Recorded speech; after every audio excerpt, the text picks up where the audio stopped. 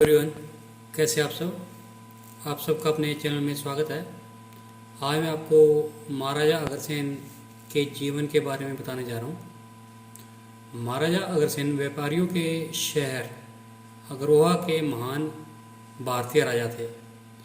महाराजा अग्रसेन का जन्म क्षत्रिय कुल में हुआ था। महाराजा अग्रसेन एक वैदिक समाजवाद के प्रवर्तक, युग पुरुष, राम राज्य के समर्थक एवं महादानी एवं समाजवाद के प्रथम प्रणेता थे। उनका जीवन परिचय बताते हैं आपको। धार्मिक मान्यता अनुसार इनका जन्म सूर्यवंशी महाराजा वल्लभ सेन के अंतिम काल और कलयुग के प्रारंभ में आज से 5143 वर्ष पूर्व हुआ, जो कि समस्त खांडव प्रस्थ, बल्लभगढ़ और आगरा के राजा थे। उनके राज में कोई दुखी या लाचार नहीं था।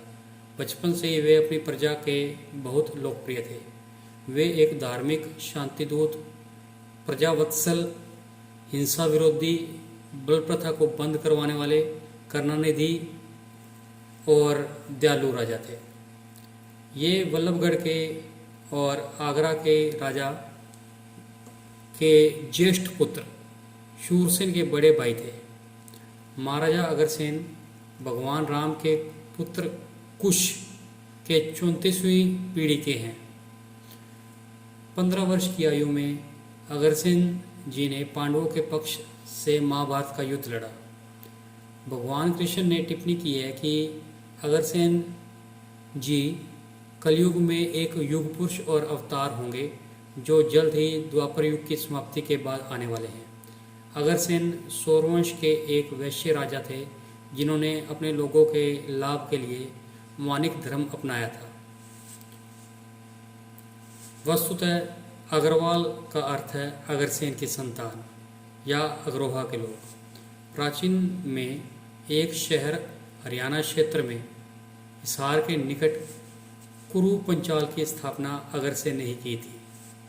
भारतेंदु हरिश्चंद्र के वृत्तांत के अनुसार महाराजा अग्रसेन एक सूर्यवंशी क्षत्रिय थे, जिनका जन्म महाभारत महाकाव्य काल के द्वापर युग के अंतिम चरण में हुआ था। वे भगवान कृष्ण के समकालीन थे। वह राजा वल्लभ देव के पुत्र थे, जो कुश के वंशज थे। वह सूर्यवंशी राजा मानधता के वंशज भी थे। अग्रसेन ने 18 गोत्रों की स्थापना की थी, जो 18 ऋषियों के नाम पर आधारित हैं, जिनसे अग्रवाल गोत्र अस्तित्व में आया। अग्रसेन ने राजा नागराज कुमुद की बेटी माधवी से स्वयंवर के द्वारा विवाह किया।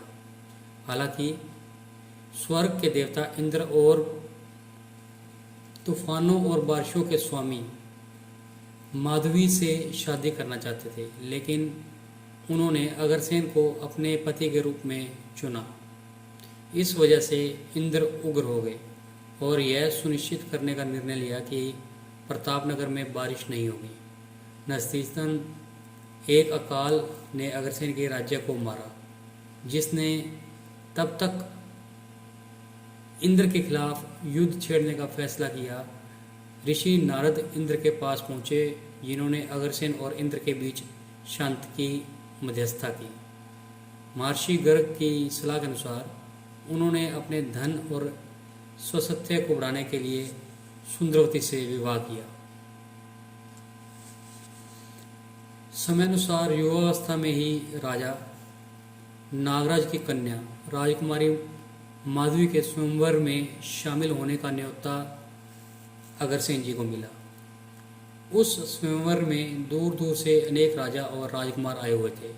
यहाँ तक कि देवताओं के राजा इंद्र भी राजकुमारी के सौंदर्य के वशीभूत होकर वहाँ पधारे थे। स्वयंवर में राजकुमारी माधवी ने राजकुमार अग्रसेन के गले में जयमाला डाल दी। यह दो अलग अलग संप्रदायों, जातियों और संस्कृतियों का मेल था।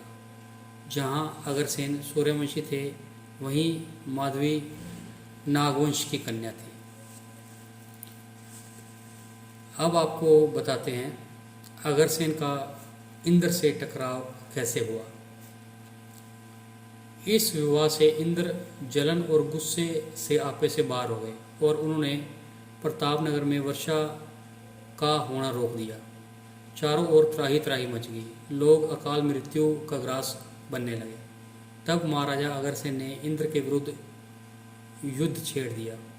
क्योंकि अगरसेन धर्म युद्ध लड़ रहे थे तो उनका पलड़ा भारी था, जिसे देख देवताओं ने नारद ऋषि को मध्यस्थ बना दोनों के बीच सुलह करवा दी।